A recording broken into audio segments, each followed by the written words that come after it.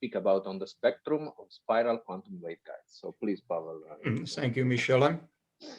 Naturally, I start with a phrase which you heard many times, that I'm grateful for the invitation to this meeting, but I mean it. Okay. And I'm going to report some recent work done in collaboration with Miloš Tater. And it will be again a different talk from the previous one. We will return to linear PDEs, a self-adjoint problem. One lesson from this meeting is that the mathematics, which comes from solid-state physics, may take many different forms. And in this talk, I will speak about something which is in the direction of spectral geometry, something which we usually call quantum waveguides. In order to motivate a very simple example, consider first a Dirichlet Laplacian on a strip in the plane, which is built a strip of a constant width, let's say 2a, built along a curve. Now, if the curve is a straight line, then of course the spectrum is found trivially by separation of variables. It's absolutely continuous and covers this interval here.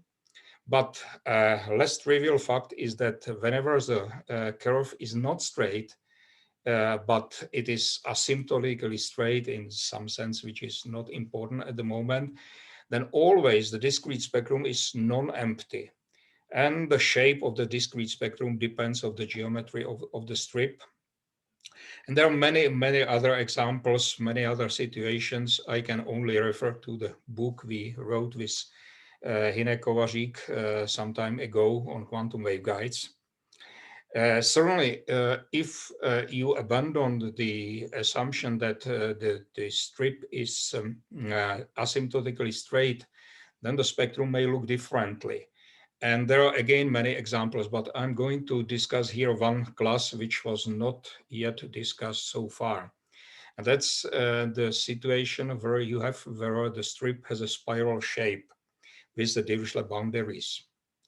Now, this is something which in physics you meet quite often. Here is just a random selection of papers dealing with physical applications of such spiral structures. They can be, say, guides for cold atoms, even with applications. People build gyroscopes on them. They appear in electromagnetic or optical systems. They appear as systems used in spectrometry and detection, and there are also acoustic waveguides. And of course, that's by far not all. Of course, we will treat this problem mathematically.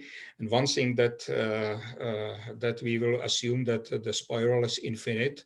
And it is not just a usual theoretical license, but it has also another meaning in sense of the mathematical motivation, namely to show that the spectrum depends on the global properties of such a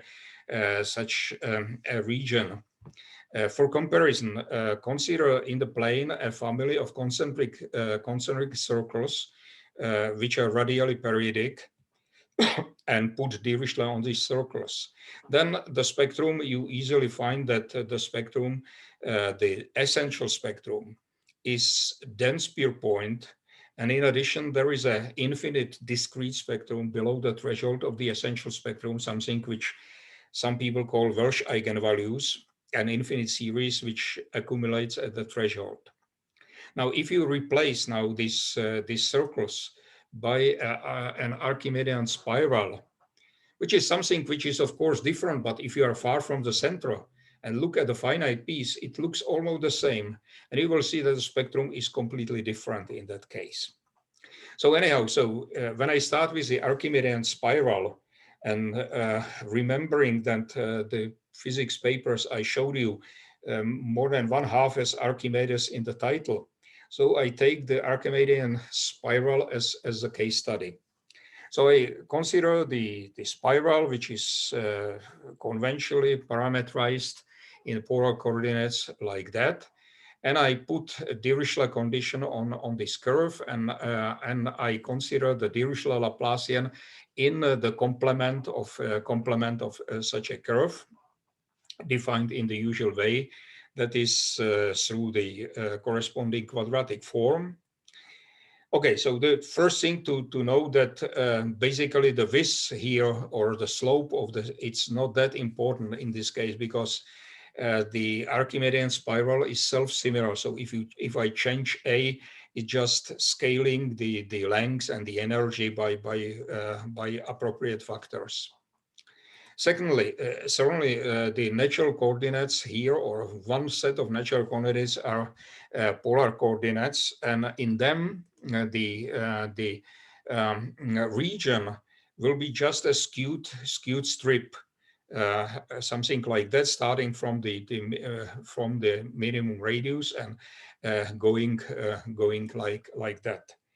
And the domain of the operator is not what you would naively expect, that is the Sobolev H2 intersection with the Dirichlet with the H1 function vanishing at the boundary.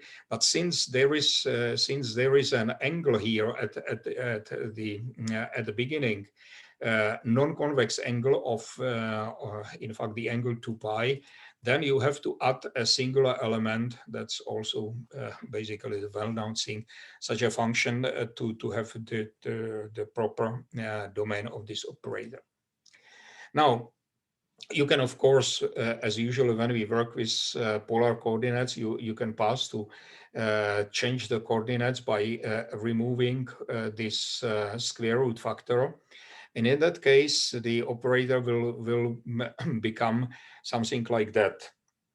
And you can also write this corresponding quadratic form to this operator, which is an easy exercise. Is given here. The form domain is, of course, the first Sobolev space amended by a singular element at the bottom of the strip, which is a function of with this property. Now, the first observation is about the infimum of the essential spectrum. It is not lower than 2a to minus 2, which is not difficult to see. Since we speak about essential spectrum, you can use Neumann bracketing. You can put a Neumann cut for a fixed angle, some theta n.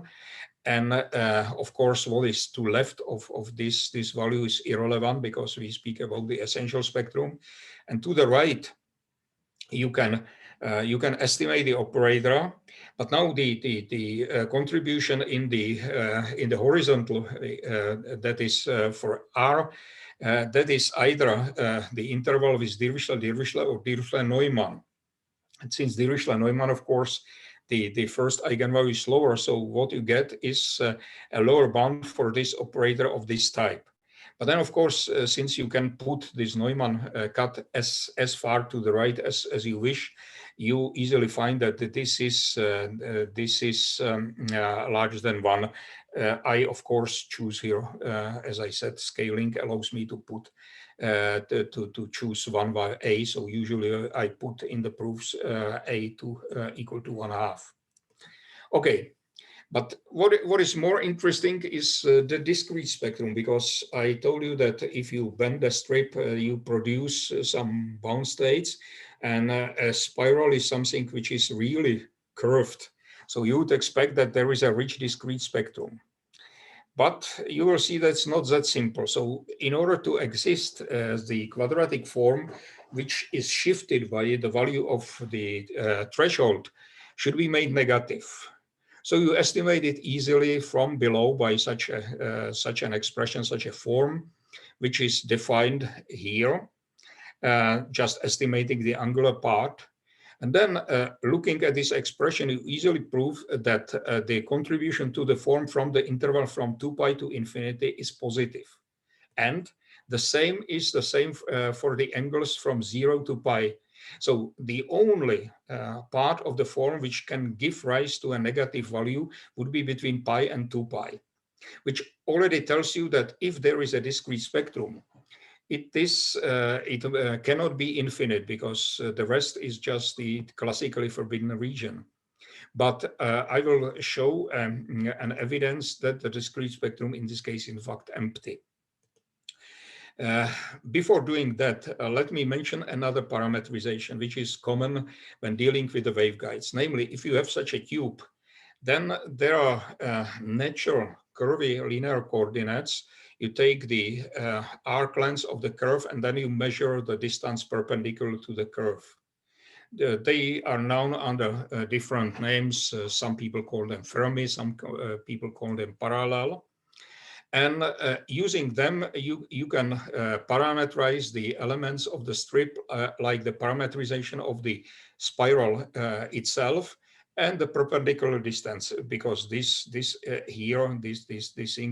are components of the normal vector, which is taken here towards the center. Using them, you need some other quantities, namely the arc length, which for the spiral is easy to calculate. It's this thing here, which is such a logarithmic expression. And in particle, if you are far from the center asymptotically, this arc length is proportional to the square of the angle with the constant a over 2. And the second quantity you need is the curvature, which again is not difficult to compute. It's this expression, which means that asymptotically, again, this thing, which is nothing else than the radius at that point. Now, of course, these coordinates cannot be used for all values, for all points. If you're too close to the center, then of course the normal drop from the spiral may not hit the previous coil. But if S is large enough, I mean after the first coil, it always happens. So except this central region, this always makes sense, and it can be used to treat the properties of the spectrum which depend on large distances. Okay, so now the point is what we will need is the transverse phase, because you note that if you take the difference of the points on a radial, this is A, but it is not the perpendicular width of the strip, because the normal drop from the point is not radial, it's only asymptotically radial. So you have to find what the real perpendicular width of the strip is. So of course you write this equation where theta minus is the point where the normal crosses the previous coil, and playing with them, you find these equations here.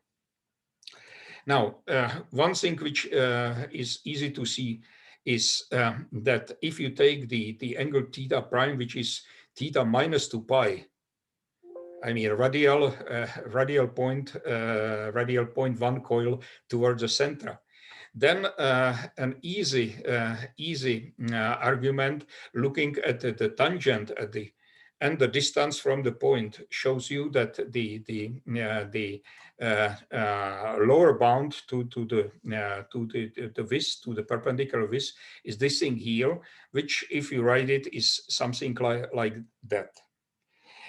But you can also show that this lower bound is asymptotically exact. Namely, if you write now because the point where this hits the previous, so it's not the same as the radially closest. But as you go farther, they are closer and closer. So there is some small difference. So if you substitute this thing into this equation here, so you get an implicit system, which you can solve now with the use of Mathematica. Don't try it by hand. And you get, well, the asymptotic expression for this, but rather I write it for the quantity which we will need, that is pi square over the square of the width. I mean, which will be the lowest Dirichlet eigenvalue. And you find that this thing here, plus an error, which is the first term is like that, and then it's an error of this type. Now, the usual trick in the theory of waveguides is that you straighten it using this curvilinear coordinates. You map it onto a straight strip, and then you get an equation which is on a simple region, but the geometry is translated into the coefficients, which you can do translated, the transform operator is like that. It's like Schrödinger, but if you do it properly and you remove the Jacobian of the transformation, you will get an extra potential, which is expressed in terms of the curvature and its first and the second derivatives. And the point why the bend strips are attracting, creating bound states is that the leading term is the minus square curvature of 4, which is negative. It's an effective attractive potential. But there is a catch here, namely that our strip has not the constant vis. It's a vis which depends on S. It's asymptotically constant, but not the constant all over the spiral. So before drawing consequences from that, let me first look at the essential spectrum. So we already know that the lower bound is not below this value here.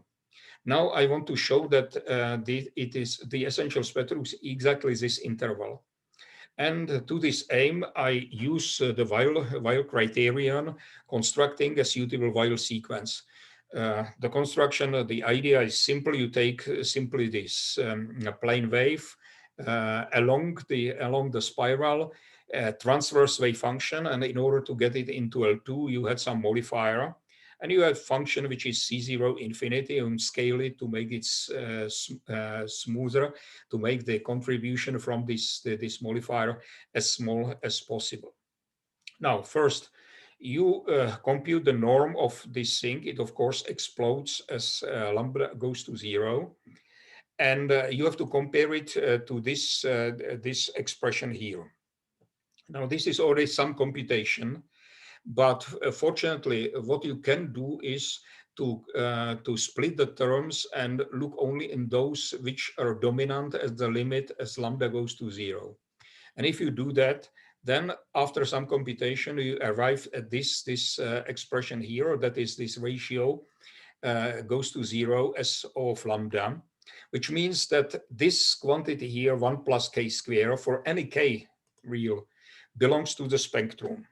And moreover, this is, you made it with respect to the coordinates, but if translated back into the polar coordinates, you get the same sequence. And now I choose a modifier which was with compact support and scaled away. So I mean, you can use the same function in the original setting, and you can forget about the cutting and the impossibility to use the coordinates close to the center. And moreover, since the modifier had a compact setting, you can construct such a sequence which has disjoint supports, which means that it converges weakly to 0. Therefore, you know that these things belong to the essential spectrum. Secondly, to comparison with the Dirichlet circles, about the nature of the spectrum. First of all, I told you that the spectrum of the waveguide, straight waveguide, is asymptotically absolutely continuous. It is not completely true, because if you take a straight strip, then there are points which correspond to the Dirichlet eigenvalues, where the multiplicity is changing, is jumping. So you have to avoid these points. So this is a family of thresholds. Now, my claim is that if I take an interval which is separated from these thresholds, then the spectrum in this interval is purely absolutely continuous. How you do that? You use Moore's method. So you need a conjugate operator, which you naturally choose as a scaling operator in the radial direction. Now you have to verify the assumption of the Moore's theorem, namely to use, because this operator generates a group of dilations. And so you have to verify that this satisfies the condition that such a combination has a needed regularity. That's what Barry Simon likes to call abstract nonsense. I will not bother you with that. What is really important is the commutator of the operator A with the Hamiltonian. And it can be easily computed explicitly, which means that if you take now the commutator, sandwich it between the spectral projection to my interval I, you get such a thing here. And since this is nothing else than the Dirichlet Laplacian in the interval, then you get finally this assumption, this inequality here. Now, in the Moore's theorem, you can have even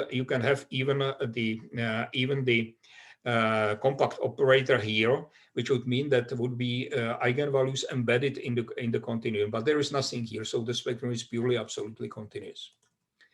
Okay. Now back to the discrete spectrum. So the point is why it is not there. I said that the width of the strip, the perpendicular width, is changing.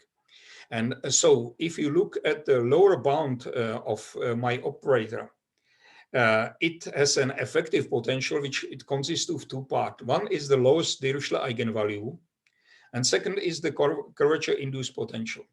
And now if you look how they behave asymptotically, as we go with the arc length to infinity, you get these two formulae. So this is the Dirichlet eigenvalue, and this is the potential. If you compare them, of course, this is a term which corresponds to the threshold of the essential spectrum. But now, well, you again have to use Mathematica. Don't try to compute it to the 6th order by hand. We tried, but okay, so the next two terms, look at them. They are same, but the opposite sign. They cancel each other. These two do not neglect, but the mean of the sum is 0 or up to higher order terms. So what you finally get is such an effective potential. So the threshold term, this as a 0 mean up to higher order terms, and even this term is positive. So the only negative contribution might be somewhere here, and as it appeared, is too weak to produce any binding. I will not give you a proof, but I will show you an evidence, and in order to do that, I will now show you two modifications of the result. The first is what I would call a waveguide with a cavity. I will do the same, but now I will erase a part of the spiral. I will start the spiral not from 0 angle, but from some beta, fixed beta. So you can easily imagine what that, my operator will be again the Dirichlet Laplacian in such a thing. And the question is about the existence of the discrete spectrum. The essential spectrum is the same. And for the discrete spectrum, now you can use a bracketing argument. Namely, if you take an additional Dirichlet boundary in the cavity as a circle and put a Dirichlet, so you get an estimate from above. And if in the disk you would have a discrete spectrum below this value here, then you're done. So it gives you a sufficient condition. Namely, if the first eigenvalue, because the eigenvalues in the disks, they are explicit noun, they are here. So if the cutting angle is larger than 2 first 0 of the Bessel J0, then, which is something like that, then the spectrum is non-empty. And moreover, you can even construct such a sequence from the Bessel zeros, from J0, the first one, and then those of Jm with m non-zero, they come twice because, of course, these eigenvalues are twice degenerate. So if the beta exceeds the nth number of such a sequence, there you have n eigenvalues. it would be good now to look in some numerics, because it will show you in an illustrative way what it looks like. So for the numerics, of course, you do this. You have to do this finite thing. So you take a strip and you cut it by Dirichlet and Neumann, which has an advantage that you have. You perfectly know what the squeeze is, that your eigenvalue is between the two things. Then, secondly, you can compute it in the polar coordinates or in the Cartesian coordinates. You can do both, and we did both in order to get to be sure that our result is numerically stable. And in the skew strip, so Dirichlet, and at the part where you have cavity, you have instead a periodic boundary condition from here to here. Okay, so here is the first result. So here are the eigenvalues as the functions of the cutting angle. As you expect, then of course they are monotonously decreasing. If you remove a part of the Dirichlet boundary, the spectrum goes down. You see that their asymptotics here is different for different eigenvalues. But you also see that the first eigenvalue appears at the value something around pi half, which is 3 times better than the rough estimate from the bracketing I showed you. But what is the most important thing? You look that below this value, there is nothing.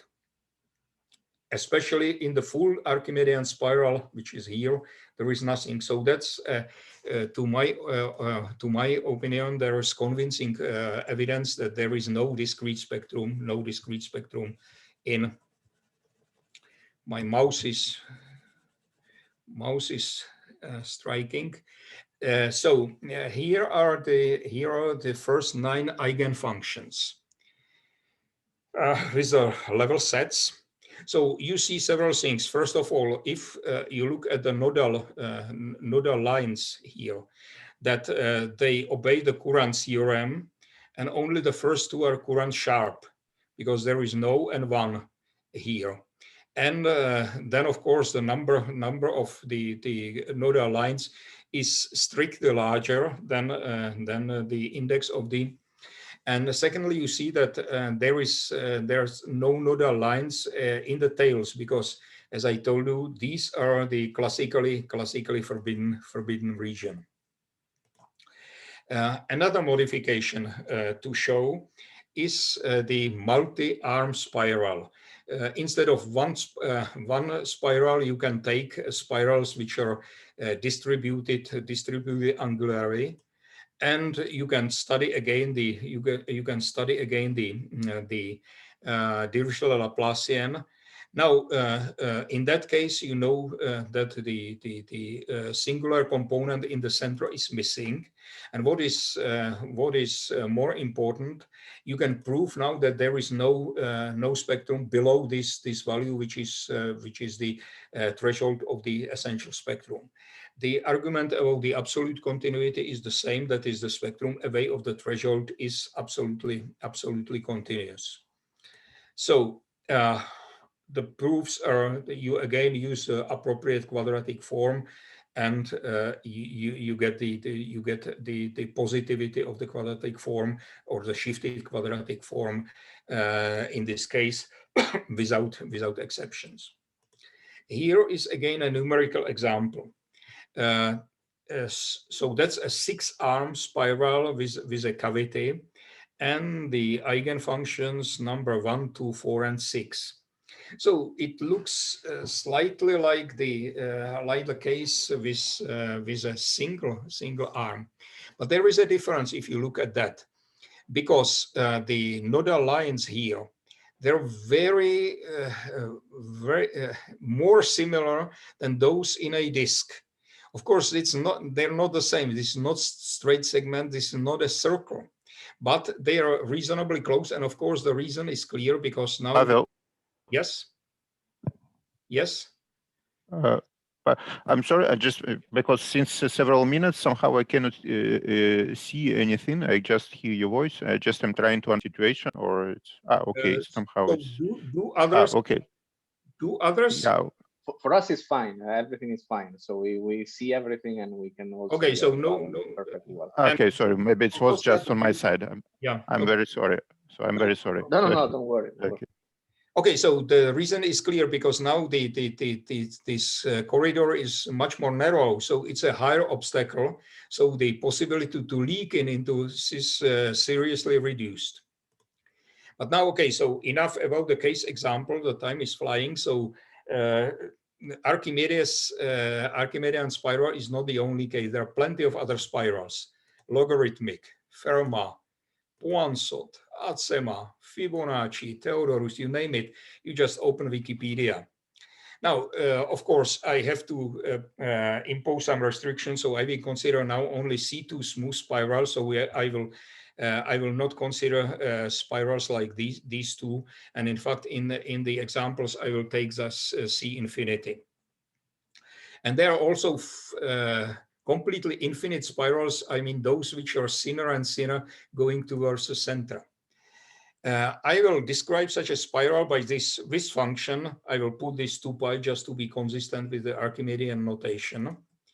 And I will again consider the Dirichlet Laplacian with such a region defined by this boundary. Now, again, I can consider also the multi-arm case, and especially if I have 2-arm spiral, usually people take the angle to over the whole real line with the convention that the minus theta corresponds to the spiral which is rotated by 180 degrees. Now, certainly the Vis function determines the behavior. I will call the spiral expanding if the function A is increasing, shrinking if it's decreasing, and I will say that it's strict so if the limit is infinity and 0 respectively.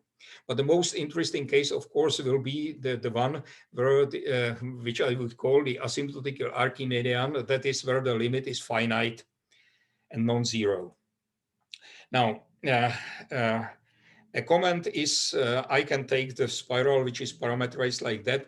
The region covered by the spiral in my examples is usually the whole plane. But it may not be so. The nice example is Simon's jelly roll. If you take the spiral which is thinner and thinner, and finally you put all your spiral into an annulus. And it is also a nice illustration that Dirichlet and Neumann are completely different, because he uses this example to show that there is a Neumann Laplacian in a bounded region with a continuous spectrum. Now, to describe the general spiral region, I again write down the quadratic form. That's all exercise of the type I had before, just slightly more complicated. I would need the Fermi coordinates. To that purpose, I introduce the arc lengths and the curvature like that. And I will again have to, in order to introduce these Fermi coordinates, I will need to check that they make sense. And it may not be the case, because in some spirals, like logarithmic or hyperbolic spiral, the normal drawn down towards the center will never hit the previous coil. But fortunately, if in these spirals that are expanding spirals, and in that case, you can prove without these coordinates the spectral properties, namely using the Weyl criterion, you can prove that if the spiral is simple and strictly expanding, that the spectrum is simply just a positive real line. Okay.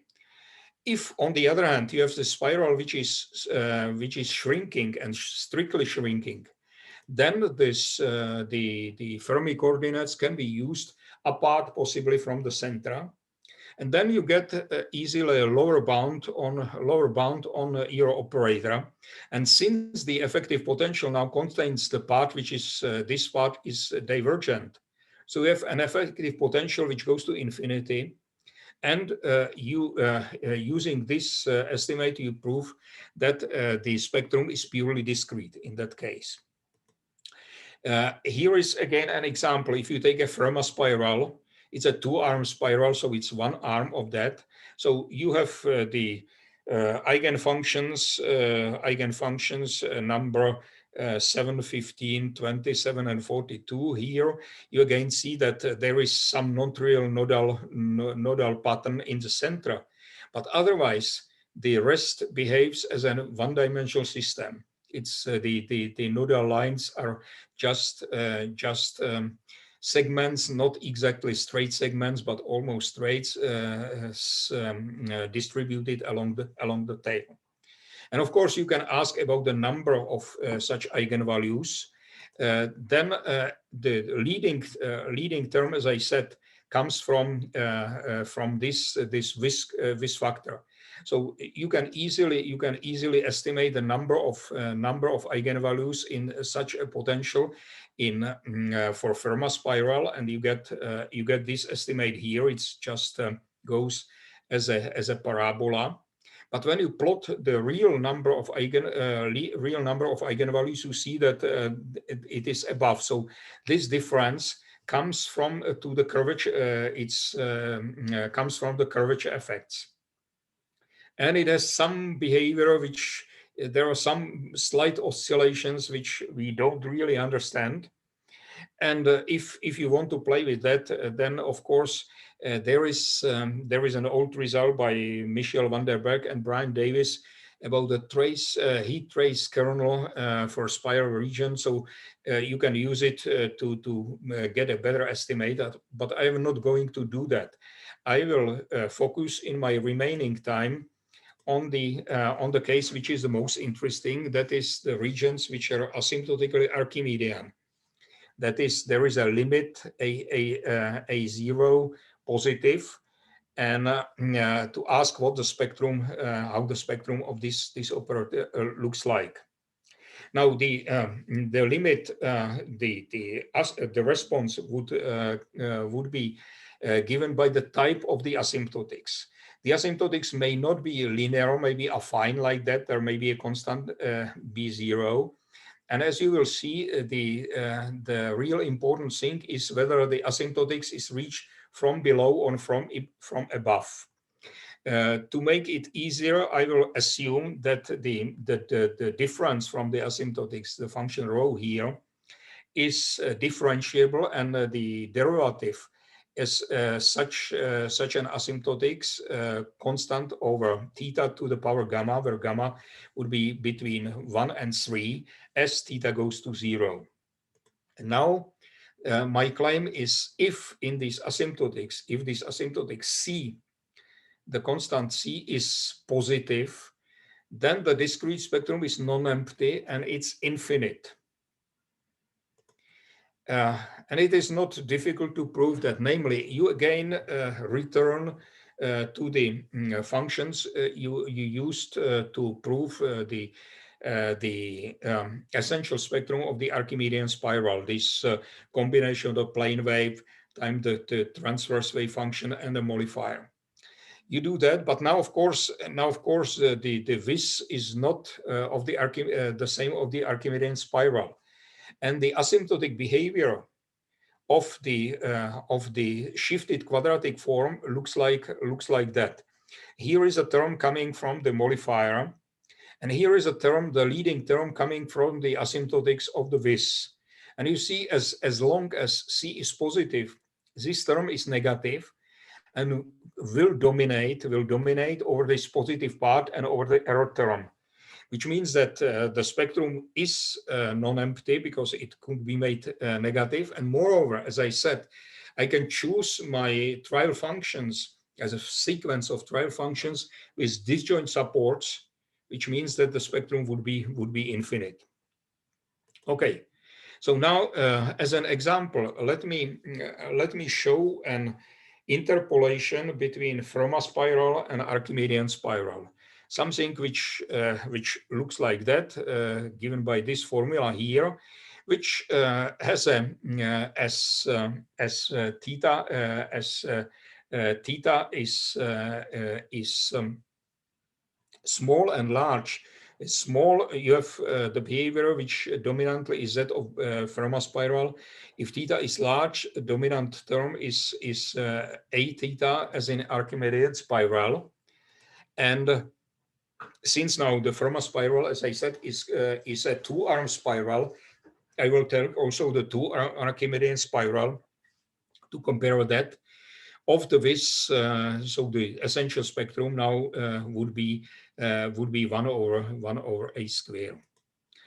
And if I now look at the asymptotics of the thing, you will see that the function rho of my previous slide looks like that, which means that it is the coefficient c, which was here, which is just this thing here, is positive, and the power which appeared there was 2, which means that according to the theorem, such an operator has an infinite discrete spectrum in the interval between 0 and the threshold a to -2, and the spectrum accumulates at the threshold. And moreover, since the effective potential decreases in this Coulomb-like fashion, you can even estimate the number of counting function of such a spectrum. Looks like that. So a few comments. First of all, if you look at that, and if you remember the physics papers I show you, they always show that they always say that they work with Archimedean spiral, but in fact it's not so, because what they do, they take something which has constant vis and wrap that, coil that, which means that the perpendicular vis is constant. So the physicist Archimedean spiral is not the mathematical Archimedean spiral. Of course, the difference is the smaller, the farther you go, but still exists, and concerning the spectrum is dramatic.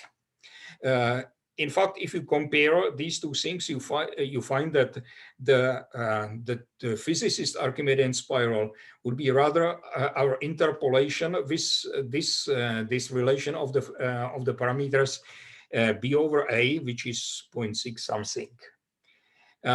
Secondly, some asymptotic Archimedean regions are different. That is, they reach the asymptotics from above, and we cannot say anything about the discrete spectrum. It is, for example, the involute of the circle. On the other hand, and for the Azema spiral, which looks like that, but in the Azema spiral, this is not an angle. If you modify it slightly, the real angle is the parameter minus by half plus an error. If you modify that, if you take instead this spiral, then this has an infinite spectrum again.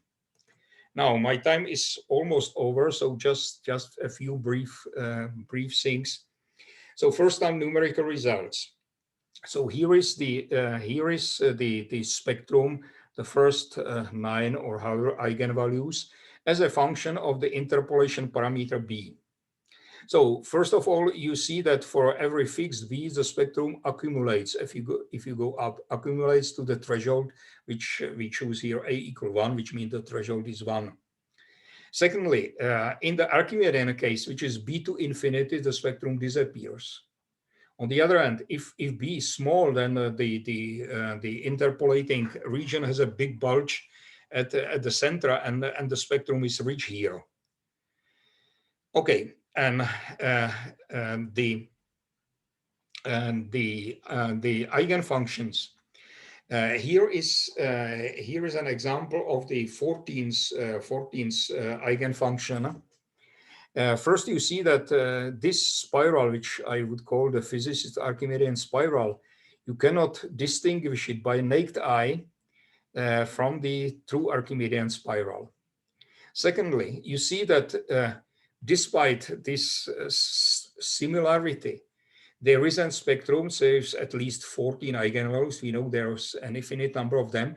The 14 ones is quite close to it. But if you look at that, and if you compute the number of nodal lines here, you will find exactly 13 nodal lines. I hope you see that. So if I have 2-3 more minutes, let me just mention a couple of related questions. So first of all, we consider simply connected region.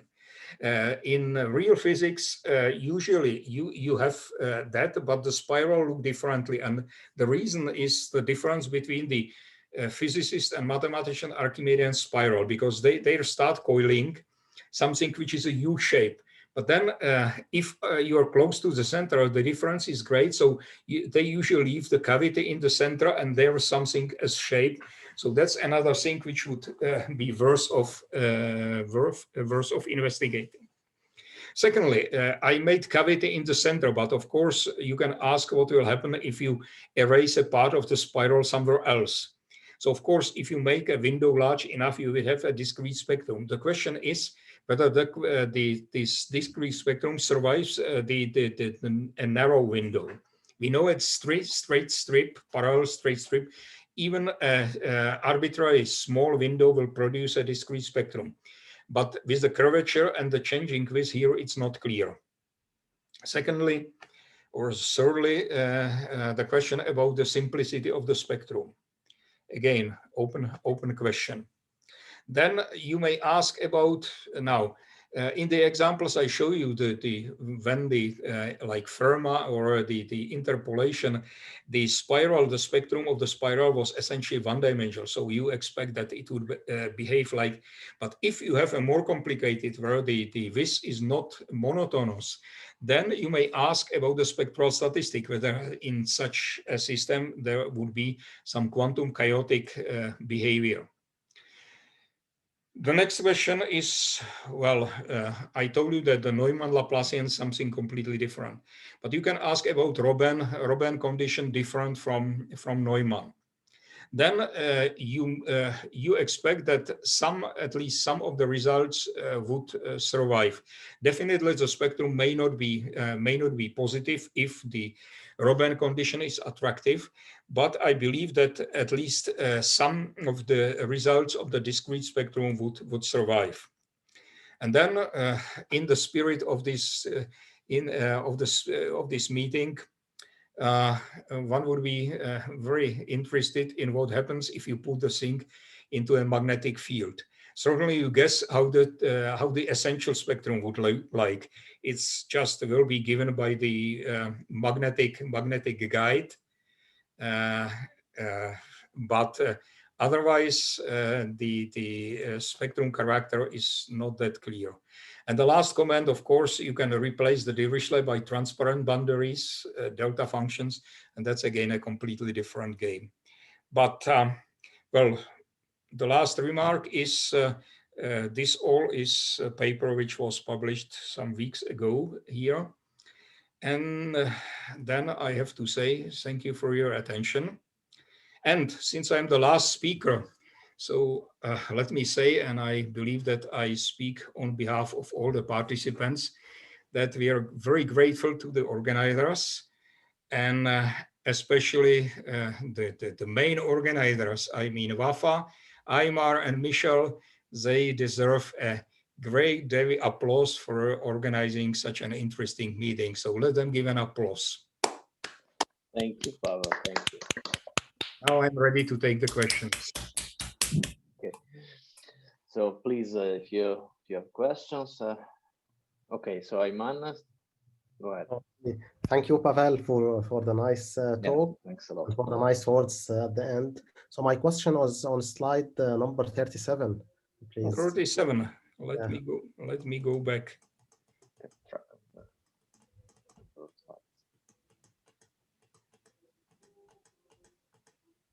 Yes.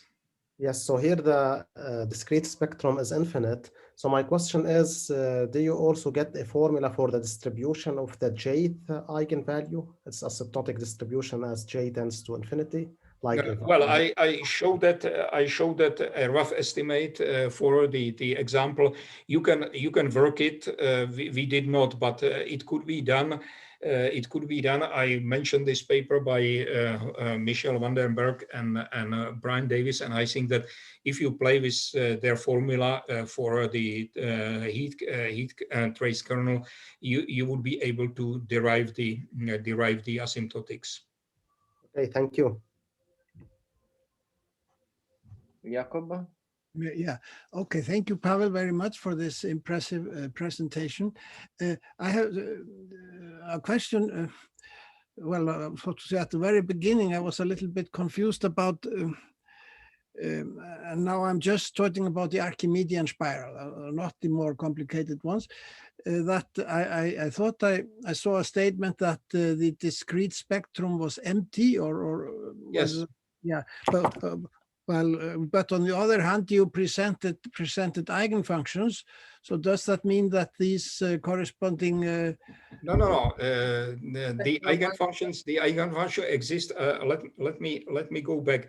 The eigenfunctions exist only if I create them by erasing a part of the spiral.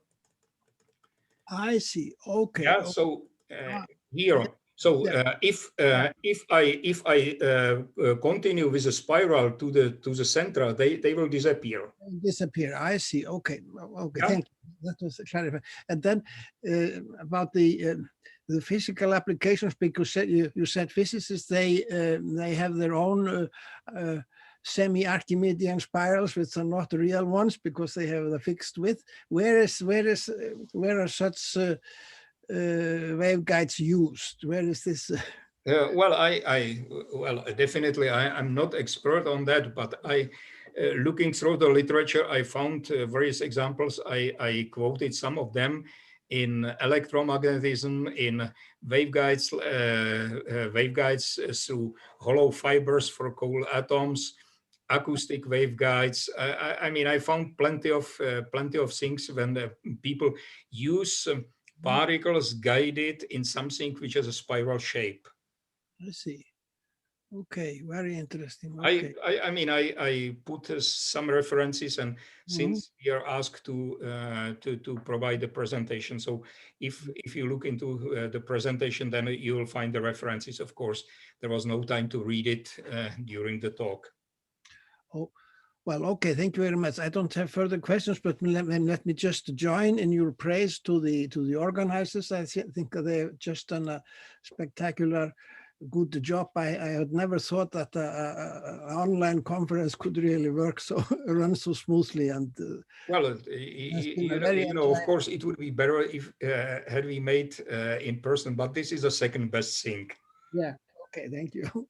Thank you very much. Thank you for both of you. Sorry, because before there was a button raise the hand, but I cannot see it anymore. Okay. But anyway, okay. But there's something I do not understand. In fact, in the very beginning, you consider this Archimedean spiral where there was a parameter A. So I just do not understand if it depends on A or it's just. No, with the pure Archimedean spiral, the spectral properties are invariant. I mean, changing A means just the scaling. Yeah. Because the point is that the Archimedean spiral is self-similar. If you change A, you get an Archimedean spiral. So all the spectrum is just if you change. I mean, I wrote it somewhere. Let me. Okay, maybe I just. Okay, thank you. Yeah, okay, I understand. Let me. Here, if you pass from A to A prime, so the HA is unitarily equivalent to HA prime multiplied by the. Okay, yeah, yes, you're right. Yeah, okay, maybe. Yeah, okay. So okay, then my question does not make any sense, and then okay, thank you.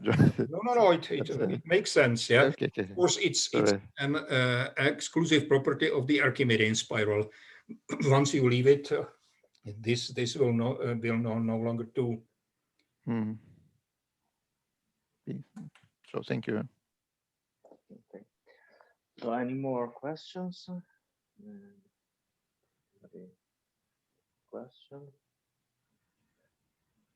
Well, if not, let's thank Pavel again. So I think we have to conclude somehow the conference in a way. So and on my side, I would like to thank Ayman and Pavel.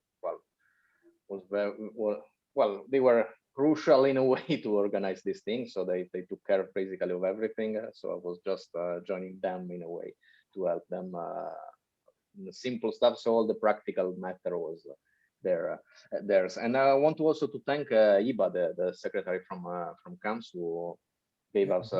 We never saw them. She was always hidden. She was hidden somewhere, but she gave a very important contribution actually to the organization in all the practical matter, of course, but still without another contribution, it would have been very, very difficult to organize this stuff, in particular concerning the online organization of all the Zoom chat and so on. Oh, so she's saying something from from the chat, so that she's there and okay, just listening somehow to what we say. We are all grateful to her. Yes, of course. So yeah, I think so probably next conference you see here when you are present physically in Lebanon. Yeah. Okay. So she says that she doesn't have any microphone, so she cannot join us.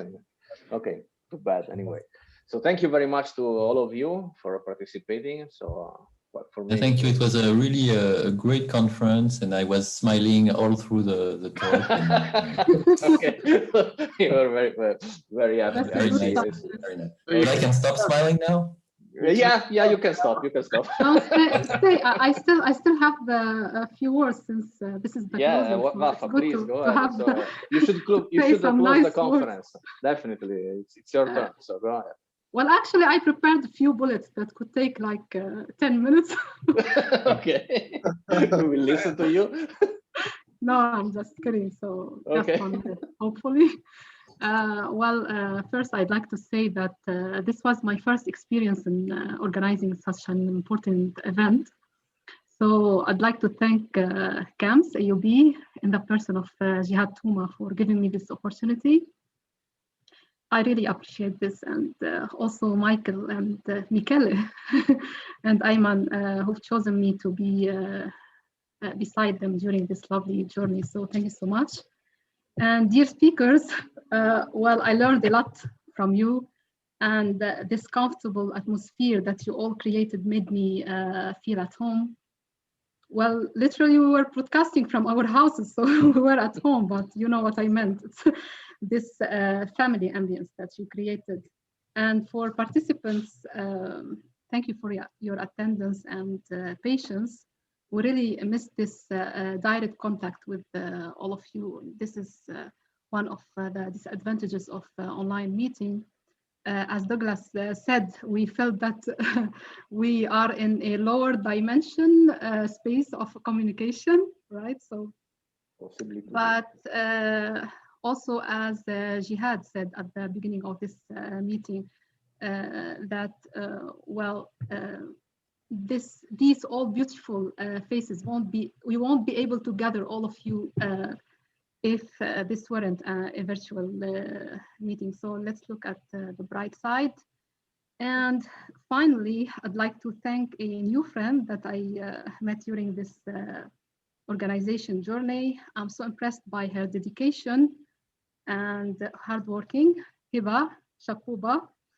I guess now you have time to spend maybe your weekend with your family in Bika finally, but unfortunately there is no snow there now. So I will miss you all and hope to see you in a new event and ITMICE. Yeah. Hopefully maybe in Beirut, so hopefully in person. So whenever will be possible. So yeah, we hope so. Yeah, goodbye to everybody. And see you again the next next event. So yes, bye. Bye, and thanks everybody. Bye. Bye. Bye.